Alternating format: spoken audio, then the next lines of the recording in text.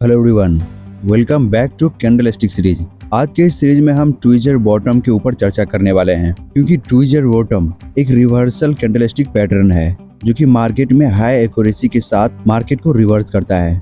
ऐसे में इस कैंडल के बारे में जानना आपके लिए इम्पोर्टेंट है, तो लेट्स बिगिन।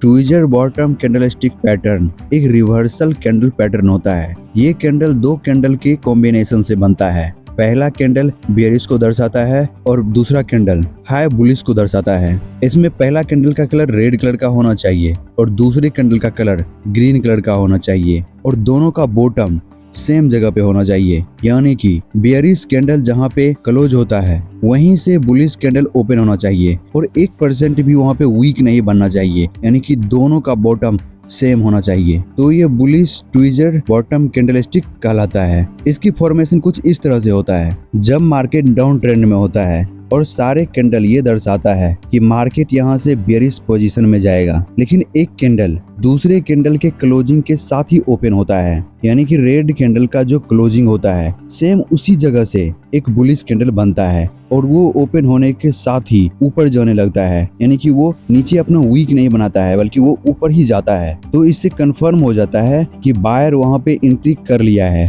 और बेयरिश को डोमिनेट कर रहा है और वहाँ पे एक सपोर्ट लेवल बना देता है, यानी कि बायर वहाँ पे एंट्री करने लगता है, जिससे मार्केट वहाँ से रिवर्स हो जाता है। यहाँ पे ध्यान रखने वाली बात यह है कि जो बुलिश कैंडल बनता है उसमें वीक नीचे की तरफ नहीं होना चाहिए। भले उसका वीक ऊपर से थोड़ा बहुत बन जाए तो कोई दिक्कत की बात नहीं है, लेकिन उसका वीक नीचे की तरफ नहीं बनना चाहिए, यानी कि रेड कैंडल का जो क्लोजिंग है वो ग्रीन कैंडल का ओपनिंग होना चाहिए और दोनों वो सेम होना चाहिए, तो माना जाएगा कि वो ट्विजर बॉटम कैंडल है। अगर आप इस कैंडल के साथ एंट्री लेना चाहते हैं तो आपको कुछ बातों का ध्यान रखना पड़ेगा, जैसे कि कंफर्मेशन के लिए आप वॉल्यूम का यूज कर सकते हैं, यानी कि जब ये कैंडल बनता है और उस समय में मार्केट में वॉल्यूम बढ़ता है तो आप समझ सकते हो कि ये कैंडल रिलायबल है, यहाँ पे आप एंट्री कर सकते हो। और आपको एंट्री पॉइंट कहाँ रखना है, जब ये दूसरा कैंडल यानी कि ग्रीन कैंडल का जो क्लोजिंग होगा उसके बाद जो कैंडल बनेगा और उसका क्लोजिंग इस कैंडल के ऊपर हो जाएगा और उसके साथ वॉल्यूम भी बढ़ेगा,